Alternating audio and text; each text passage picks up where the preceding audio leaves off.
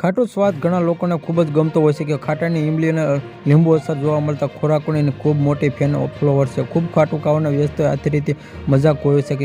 આ પણ સ્વાસ્થ્ય જોખમને પણ બની શકે છે. તમારે વધારે પડતા ખાટું ખાવાથી શરીરની કુદરતી પ્રક્રિયાના ગડબડ થઈ શકે છે. લાંબા ગાળામાં ગંભીર સ્વાસ્થ્ય સમસ્યાનો સર્જાઈ થઈ શકે છે. ખાટું ખાવાથી શરીરને ખૂબ ગડબડ થાય છે, જેમાંથી તંદુરસ્ત અને એસિડિટી બેસિક ખારું વચ્ચે સંતુલન હોય છે. જ્યારે તે ખાટું ખાશો ત્યારે તે બેલેન્સ ખલેલ પડે છે અને ખાટું ખાવાથી પીએચ સ્તર તૂટે છે અને શરીરના અંગોનું કાર્ય બગડે છે. ખાટું માત્ર છટકાઈદાર સ્વાદ અને આપણા શરીરના ઘણા તત્વોનો ઘણો પણ કરે છે, જે આ કેટલાક કટોળાનું જળતર અને ઇરોશન વધારે છે. જેમાંથી આ કારણે શરીરમાં ત્વરિત અસર જોવા મળે છે, જે અનેક સમસ્યાઓને ઝડપથી વધી શકે છે. વધુ ખાટું ખાવાથી શરીર કેલ્શિયમ સ્તર ઘટી જાય છે, કારણ કે કેલ્શિયમ પાણી યુરિન સાથે બહાર નીકળી જાય છે.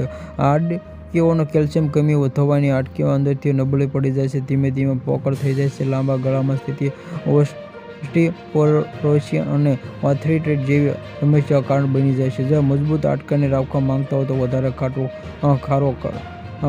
ટાળો, અને જેમાંથી દાંતના અને કેવિટી. ખાટું ખાવાથી દાંત એનાઇન્સમાં અસર પડે છે, જે દાંતનું ખાટું ખાવાથી બહાર ખસી આવતા જેમાંથી કચરતું આવતા જેમાંથી પરિણામે દાંતની સમસ્યા દુખાવો થવાની શક્યતા છે. જેમાંથી આ દાંતના ક્વોલિટી અથવા દાંત સુકાઈ જવાથી સમસ્યાઓ વધુ પડે છે. જે પાચન તંત્રનો વધુ ખાટું ખાવાથી પેટમાં રહેલા બેક્ટેરિયાને નુકસાન થાય છે. બેક્ટેરિયા જ નહીં, પીએચ પણ બગાડી શકે છે, જે પરિણામે પેટમાં પણ ઘણા પ્રકાર ઊભી થઈ શકે છે, જેમાં કરતા પાચનમાં ખલેલ, ગેસ, અપચો, પેટ દુખાવો, કબજિયાત જેવી ઉલટી સમસ્યાઓનો સામનો કરવો પડે. વધુ ખાટું ખાવાથી હજમમાં વધુ સમસ્યા થાય છે. સતત ખાટા ખાવા જેવી સમસ્યા ઊભી થઈ શકે છે.